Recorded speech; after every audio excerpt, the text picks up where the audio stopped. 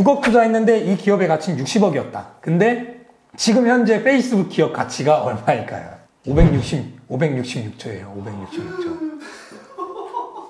대박이네요. 진실은 잡수셨습니까? 저는 잡수고 왔습니다. 이 투자 가치관에 대한 컨텐츠를 보내드렸는데요. 못 보신 분들은 꼭 한번 보시고 이 영상을 봐주세요. 이번 컨텐츠는 이제 엔젤 투자에 대해서 조금 디테일하게 다뤄볼 거예요. 모두에게 던지고 싶어요. 만약에 내가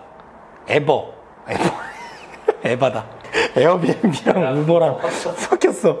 자, 만약에 여러분이 카카오톡에 초창기에 투자할 기회가 있었다면 하시겠습니까? 어때, 우리 편집장만 저번에도 물어봤는데 하시겠습니까? 카카오요? 카카오요. 네, 합니다. 하죠. 네. 근데 왜 주변에는 카카오에 투자한 개인들이 많지 않을까요? 일단 정보의 불균형 문제가 있긴 하겠지만 어쨌거나 핵심 화두는 오늘은 엔젤 투자. 네. 초창기의 유망 스타트업을 찾아내보자 라는 취지인데요. 일단 이걸 하기에 앞서 그 중소기업과 이제 스타트업의 이 용어에 대한 좀 이해를 잡고 가야 될 것 같아요. 중소기업은 그냥 소위 말하는 대로 중소기업, 대기업. 뭐 대기업이 아닌 기업들은 중소기업에 해당될 수 있죠. 보통 이제 중소기업 칭하는 것보다 좀 더 큰 대기업은 아직 못 간 데를 이제 보통 중견기업 정도로 할 수 있을 것 같고, 일단 중소기업 단에 포함이 됩니다. 스타트업이. 근데 비즈니스 모델에서 스타트업과 좀 중소기업이냐는 차이점이 있어요. 그러니까 뭐냐면 이 스타트업은 좀 비즈니스 모델이 혁신성을 띠고 있어요. 그러니까 뭐 당장의 매출이 바로 나오는 그런 구조라기보다 사회에 문제가 있고 이거를 뭔가 해결해 보겠다, 우리가 어떤 혁신적으로 해결해 보겠다. 그게 기술적이 됐든 아이디어가 됐든 이런 모델이 스타트업이라고 할 수가 있고, 그냥 일반적으로 창업을 했다. 그러니까 어떤 물건을 판다거나 뭐 서비스를 단순히 제공한다거나 이런 거는 아무리 초창기 기업이라고 해도 사실 스타트업의 영역이라고는 할 수 없을 것 같아요. 그래서 좀 이 비즈니스 모델상 혁신성이 있느냐 없느냐에 따라서 스타트업과 중소기업의 좀 차이점이 있지 않을까 싶습니다. 이 엔젤 투자 같은 경우는 단순히 중소기업들에 투자를 한다기보다 이제 혁신을 갖고 있는 스타트업에 투자하는 게 엔젤 투자라고 할 수 있겠고요. 일단 엔젤 투자를 이해하려면 이 투자 흐름도를 봐야 돼요. 이 파이낸싱 사이클이 스타트업 파이낸싱 사이클이라고 할 수도 있는데요. 자, 이 시점에 이제 창업을 한 거예요. 그러면 쭉 이제 시간이 지나가죠. 그리고 여기 익숙한 용어 IPO가 있어요. 그리고 이 다음에 퍼블릭 마켓이 있죠. 이게 주식시장이에요. 상장한 기업들의 주식시장. 그러니까 상장한 기업들은 아무리 뭐 1,000원짜리, 2,000원짜리더라도 이 일련의 과정들을 굉장히 어려운 시행착오나 이런 거를 겪고 어떻게 보면 좀 인정을 받아서 상장을 한 케이스가 되겠고요. 지금 우리가 다루는 영역은 바로 이 시점입니다. 엔젤 투자는 이 스타트업 투자 영역에서도 이 1년에서 보통 3년 내외 이 시점을 의미할 수 있고, 이 사이클을 보면 초창기에 엔젤스랑 FF 있죠. 패밀리, 그리고 프렌드, 그리고 마지막이 이제 플리시예요. 이게 좀 약간 비하하는 건데 그냥 똥멍청이들을 의미하는 거죠. 이게 약간. 그래서 그냥 뭐 투자는 했는데 그냥 뭐 하여튼 잘 모르고 막 약간 이런 영역들. 그러니까 어떻게 보면 이건 지인 베이스라고 할 수 있을 것 같아요. 그래서 여기를 통칭을 해서 시드 캐피탈, 씨앗을 뿌리는 거죠. 농사 짓는 거에 비유를 해서 씨앗 뿌리는 단계를 이 단계라고 하고, 이 시드 펀딩 단계에서는 초기의 시장 조사, 그리고 시제품, 서비스를 생산하는 거, 그리고 엔젤 투자로 보통 자금 조달을 하는 단계를 이룹니다. 자, 그렇다면 엔젤 투자의 정의는 뭘까요? 주식 투자하는 거죠. 초창기 스타트업에 주식 투자한다. 그게 이제 엔젤 투자라고 보시면 되고, 이제 방식은 지분 투자예요. 그러니까 이 개념을 일단 먼저 이해를 하셔야 돼요. 우리가 뭔가 투자를 하는 개념이 두 가지가 있거든요. 하나는 이제 빌려주는 거. 이게 채권이라 그래요. 증권사를 가도 뭐 채권에 투자하냐, 주식에 투자하냐 이거 있잖아요. 똑같아요. 이제 채권은 빌려주는 거예요. 그러니까 A라는 기업이 있어요. 이 기업이 괜찮아. 난 이래서 나중에 매출도 날 것 같아. 뭐 잘 될 것 같아. 그러니까 우리 투자 좀 해줘. 그래? 근데 난 확실히 좀 받아야겠어. 관계를 명확히 하자. 그럼 이자 얼마 해갖고 하자. 이게 이제 채권 계약이 되는 거죠. 그래서 채권 투자를 하느냐, 그리고 이제 지분 투자. 이제 투자를 하고 이 회사의 주식을 받는 거예요. 이 주식은 뭐 형태에 따라 다르긴 한데 일단 소유권을 갖고 있어요. 뭐 보통주라는 개념 기준으로 소유권을 갖고 있는데 이 기업이 예를 들어서 1억짜리다. 그럼 내가 여기에 지분을 10%를 갖고 있으면 1,000만 원에 대한 가치를 갖고 있는 거죠. 그러니까 이런 소유의 개념. 그래서 기업의 대표가 항상 소유주가 아니고 소유주는 이 주식을 갖고 있는 사람들이 소유주고 여기에 뭐 주주총회를 하고 이 소유권자들의 모임이 이제 주주 구성이 되는 거고요. 그러니까 엔젤 투자는 이러한 채권 투자보다는 지분 투자 방식으로 이루어지는 것을 뜻합니다. 근데 최근에는 실무적으로는 전환사채보다는 그 상환 전환 우선주라는 게 있어요. 요거는 이제 좀 한번 검색을 하면 다 나오니까 찾아보시면 좋을 것 같고, 대략 설명을 해드리면은 이제 상환 전환 우선주를 발행을 하고 내가 투자를 했을 때 상환이라는 거는 채권 같을 수 있어요. 그러니까 3년 뒤에 상환을 이제 투자자가 요청을 하면 이 기업이 상환을 해줘야 돼요. 이자랑 해서. 그러면 이건 어떻게 보면 채권과 유사한 의미일 수 있죠. 저는 사실 엔젤 투자한 의미가 뭐 이거 이자 몇 프로 받으려고 한 건 아니거든요. 그거를 생각했을 때 이 기업이 좀 주식 가치가 올라가고 잘 되고 있다 하면은 전환을 요청을 할 수 있는 거예요. 뭘로 전환하냐? 이제 주식으로 전환을 하는 거죠. 그 당시. 중간에 껴있는, 그러니까 채권 투자도 아니고 주식 투자도 다이렉트는 아닌데 양쪽의 장점을 다 가져갈 수 있는 뭐 이런 상황이라 지금 현재 필드에서는 스타트업 투자를 이런 상환전환 우선주로 많이들 하곤 합니다. 자, 그러면은 이제 어떻게 하면은 내 자금을 회수하고 수익을 얻어갈 수 있을까요? 가 가장 큰 고민이겠죠. 사실 이게 일반 상장 주식이랑은 차이가 있어요. 상장 주식은 이제 거래소에서 뭐 가격도 결정되고 뭐 수요 공급에 의해서 가격 결정되고 그리고 내가 언제든 팔 수 있잖아요. 파는 거 체결만 되면 3일 뒤에 돈을 받을 수 있잖아요. 엔젤 투자 같은 경우는 황금성이 좀 취약해요. 출고하는 방식이 크게 이제 세 가지거든요. 하나가 우리가 다들 아는 IPO, 상장이에요. 이 기업이 상장을 할 때 주식 이제 되니까 이때는 언제든 팔 수 있잖아요. 그래서 이때 이제 내가 원금, 그러니까 자금 및 수익을 회수할 수 있고, 이제 두 번째는 이제 블럭딜이라는 거예요. 뭐 일종의 뭐 블럭 형태? 내가 보유하고 있는 지분, 뭐 또 누군가가 보유하고 있는 지분을 이 상장하지 않은 시장에서 특정 기관이나 그 양수자, 매수자한테 파는 거죠. 이거는 뭐 브로커도 물론 있기는 하지만 내가 어느 정도 이 네트워크가 있어야 될 수 있는 영역이기도 해요. 그리고 이제 마지막 세 번째가 M&A예요. 이제 해외에서는 이 M&A가 90% 이상. 스타트업 투자에. 우리나라는 상장, IPO가 90% 이상. 저는 사실 이 M&A가 가장 좋은 출구 전략이라고 생각을 해요. IPO 같은 경우는 언제 할지도 모르고 일단 시간이 되게 길죠. 소요 시간이. 기술 기반의 기업 같은 경우는 우리나라에서 이제 기술 특례 상장이라고 매출이 안 나고 뭐 적자 기업이어도 기술 인정만으로 상장을 할 수 있기는 해요. 그래서 만약에 내가 출구 전략을 IPO로 가져가고 싶다 하면은 이런 기술 기반 기업들에 거의 무조건 해야 되는 거죠. 저번에 이제 영상에서 나왔던 신라젠 같은 기업도 뭐 적자 회사지만 이런 바이오 기술력을 인정받아서 기술 특례 상장을 한 케이스고요. 어쨌거나 이 M&A는 외부 기관, 보통 대기업이 되겠죠. 뭐 구글이 인수를 하거나 애플이 인수를 하거나 텐센트가 인수를 하거나 그래서 더 큰 기업의 인수를 이제 파는 거죠. 우리 회사 기업 가치 얼마로 인정받아서. 뭐 사례를 들면은 김기사 스타트업이었죠. 그 내비게이션, 본질에 충실한 내비게이션 제가 굉장히 많이 이용을 했었는데 이게 카카오에 인수될 때 기업 가치가 500억이었어요. 그러면은 만약에 기업 가치 1억으로 이 회사를 설립을 했어요. 그러면 500배의 엑싯을 한 거죠. 이 사업가 분들과 이때 투자자 분들은 뭐 투자 단계에 따라서 달랐겠지만. 그래서 이런 M&A 사례가 국내에는 많지 않지만 좀 사실 대표로 돼야 되는 출구 전략은 여기가 돼야 된다고 생각을 합니다. 우리나라 대기업들의 역할이 여기에 있지 않을까 싶어요. 네. 자, 그리고 이제 엔젤 투자의 장점과 단점. 좀 전에도 언급을 드렸는데 이제 가장 큰 장점은 수익이에요, 수익.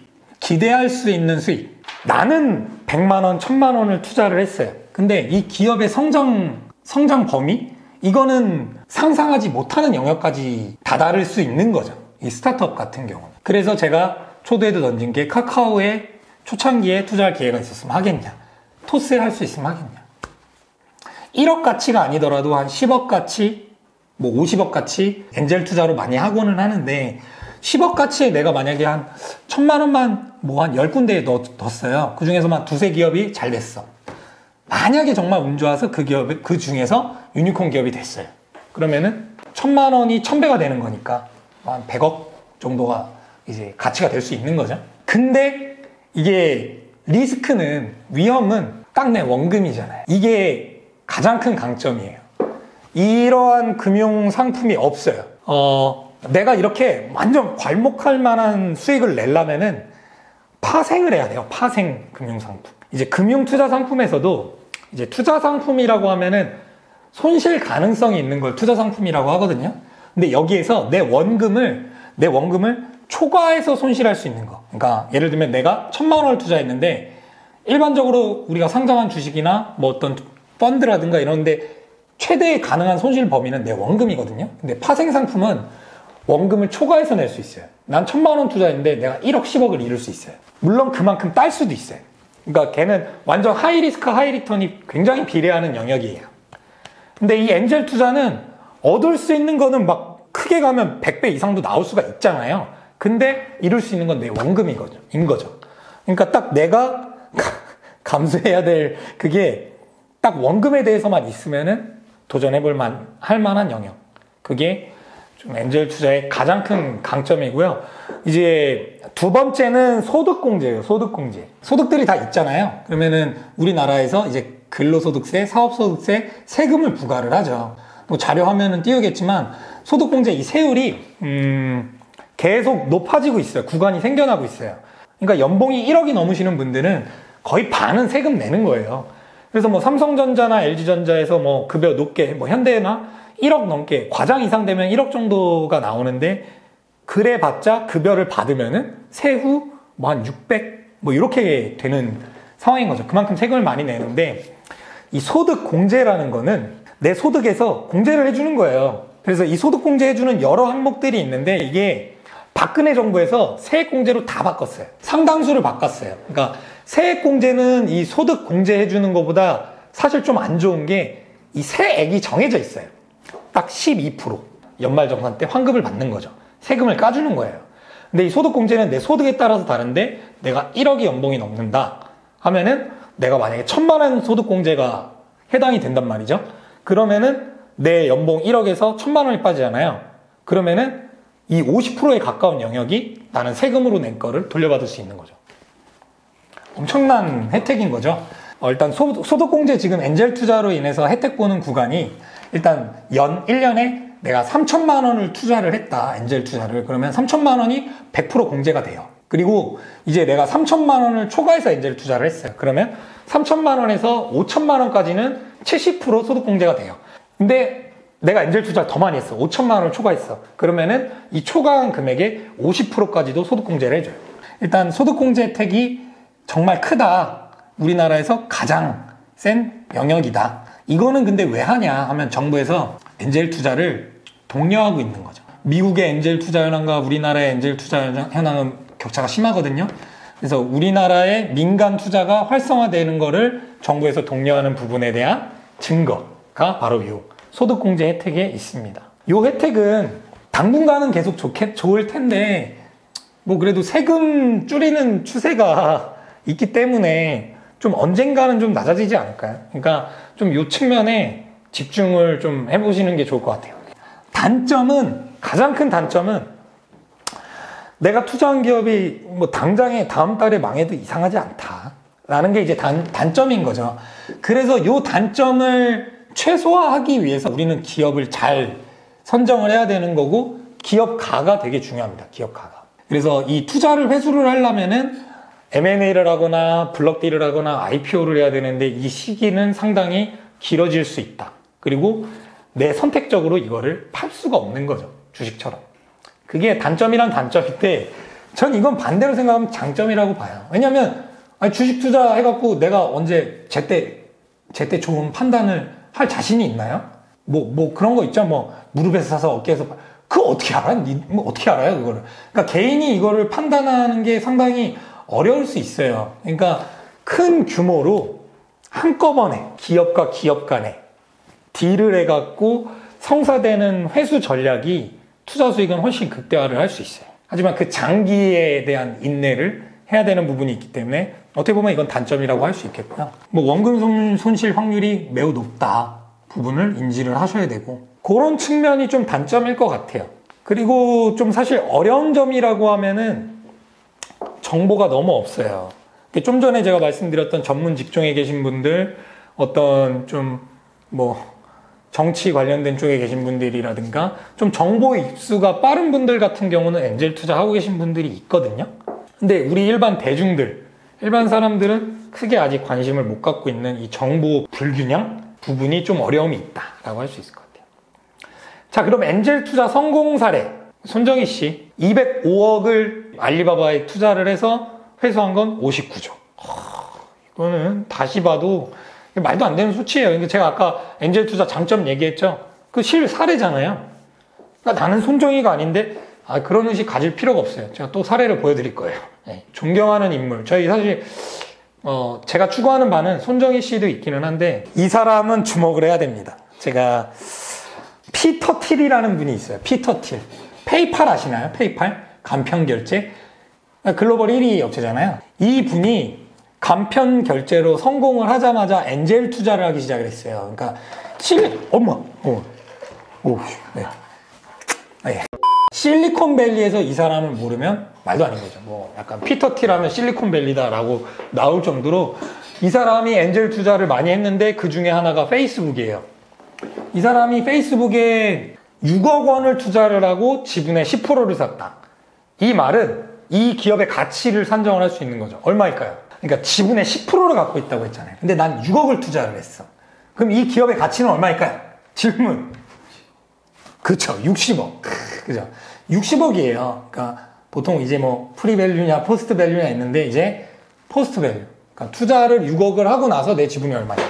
10%인 거죠. 10%나 갖고 있어? 대박이네요. 그래서 6억 투자했는데 이 기업의 가치는 60억이었다. 근데 지금 현재 페이스북 기업 가치가 얼마일까요? 566조예요. 566조. 60억에서 566조 됐잖아요. 6억에서 이제 56조가 된 거죠. 이 몇 배예요? 10,000배가 넘잖아요. 피터 틸. 여러분, 피터 틸 책 중에 스타트업들의 이제 시작을 할 때 바이블과 같은 도서가 있어요. 제로 투 원이라고. 그 책에 이제 이 사람의 뭐 가치관이나 투자적인 철학도 많이 나오거든요. 그 책 보시는 거 전 추천을 합니다. 스타트업 하시는 분들은 반드시 봐야 되고요. 네, 엔젤 투자 사례예요. 애시튼 커처라고 아십니까? 애시튼 커처? 우리 배우, 헐리우드 배우, 그 잡스, 네. 영화 잡스 연기를 하기도 했죠. 이 친구가 굉장히 훌륭한 친구예요. 이 친구가 엔젤 투자자예요. 에어비앤비, 숨리, 스포티파이 이런 데들의 초창기의 기업에 투자를 했어요. 배우를 생활을 하면서 그때 얻은 소득으로 엔젤 투자를 한 거죠. 이 사람이 되게 스타트업에 대해서 뛰어나게 알고 있냐? 해봤냐? 아니거든요. 연기를 하고 있었거든요. 그러나 엔젤 투자를 할 수 있었고 그 기업 중에 에어비앤비 나왔잖아요. 근데 그런 게 10개가 넘어요. 그런 기업들이. 굉장히 지금 미국에서는 알려진 엔젤 투자자고 요새 영화 안 나오잖아요. 애시튼 커처. 지금은 이제 전업이 됐어요. 전업. 배우는 거의 취미 생활이고 이 사람은 소프트웨어를 만들기도 하고 지금 사운드 벤처스라는 벤처 투자 회사를 운영을 하고 있어요. 그래서 뭐 지금 이 손정희 씨와 같은 행보를 뭐 걷고 있는 거죠. 이게 바로 엔젤 투자의 매력이자 강점이에요. 2016년도 자료인데 이제 한국과 미국의 엔젤 투자 이 통계치예요. 요 내용은 이 GDP 대비. 미국은 예를 들어서 버는 게 있으면 여기에서 특정 비율로 벤처 투자를 하는 거예요. 우리나라는 이 비율이 GDP 대비 엔젤 투자를 하는 비율이 10분의 1도 채 안 돼요. 이제 한국에서 엔젤 투자가 어려운 거는 사실 먹고 살기 바쁜 층들이 너무 많은 것도 있기는 하지만 문화예요, 문화. 우리 가치관 편을 보시면 이 흐름을 보는 사고, 확증 편향, 약간 여기에 벗어나서 새로운 트렌드를 받아들이는 게 상당히 많이 더딘 거죠. 그러니까 미국의 엔젤 투자 화랑기라고 하면은 우리나라는 약간 태동기, 약간 막 이러고 있는 때예요. 최근에 이제 박찬호 씨, 이 박찬호 선수가 돈 많이 벌었잖아요. 좀 이렇게 스타트업에 투자하는 거를 특정 이제 투자 회사, 엔젤 투자 회사랑 투자를 이어나가고 있어요. 그리고 또 최시원 씨, 슈퍼주니어. 옛날에 한번 10년 전에 같이 농구를 한번 했어요. 예, 같이 사진 찍었다가 제가 오징어가 됐었는데 최시원 씨가 또 엔젤 투자를 하기 시작을 했어요. 이렇게 이제 연예인분들도 하나둘 스타트업 투자를 알아가기 시작을 했고 하고 있습니다. 그래서 우리나라는 태동기고 이 변화에 흐름이 가고 있다. 그래서 이 시장은 되게 블루오션이라고 할 수 있어요. 아까 다뤘죠? 그 사이클, 그 파이낸싱 사이클에서 엔젤 투자, 이 시드 투자 영역을 지난 영역이 이제 벤처 투자 영역이거든요. 요거 전용 펀드가 생겼어요. 벤처 캐피탈, VC들이 하는 이 투자 영역들에 대한 전문 펀드가 생겼고, 이거는 출시하고 몇 초 만에 완판이 돼요. 뭐 그 규모가 300억, 막 3천억 이러는데도 완판이 되거든요. 이거 다 펀드 누가 사냐? 자산가들이 사는 거예요. 뭐 요 기사에서도 나오는 게 이제 스타트업을 찾아 나선 대기업, 벤처 투자 1.6조, 사상 최대. 이게 기하급수적으로 올라갈 거예요. 왜냐? 대기업도 혁신 전략을 하고 있거든요. 그 혁신 전략의 확실한 실행이 요 스타트업 투자고요. 엔젤 투자가 유망해요. 근데 정보를 얻기가 어려워. 그럼 이거 어디서 얻을 거냐? 그래서 제가 사업을 하고 있어요. 뭐 크라우드 펀딩 업체도 있고, 제가 추구하는 사업 모델은 일반 분들이 어떻게 하면 엔젤 투자를 쉽게 이해를 하고 할 수 있을지. 손정희 씨는 아니더라도 우리나라에서 이런 혁신 스타트업에 투자하는 거를 또 잘하시는 대표님들이 계세요. 그러니까 정보력이 있는 거죠. 이 스타트업을 키워줄 역량도 있어요. 그 사람들이 투자하는 기업에 우리가 함께 할 수 있다면, 그냥 혼자서 사업해서 혁신입니다 하는 기업에 내가 투자하는 것보다는 훨씬 성공할 확률이 높지 않을까요? 다음 영상에서 또 집중 안내해 드리도록 하겠습니다. 누구나 시작은 벤처였다. 페이스북도, 애플도, 우리 위대한 잡스 형님도 창고에서 시작한 스타트업이었어요. 여러분, 이렇게 생각을 합시다. 조물주 위에 건물주 있다고 하죠. 건물주 위에 혁신주주가 있습니다. 글로벌 스타트업의 주주가 되십시오. 이상 스타트업 잡스의 잡스였습니다. 구독, 좋아요, 꾹!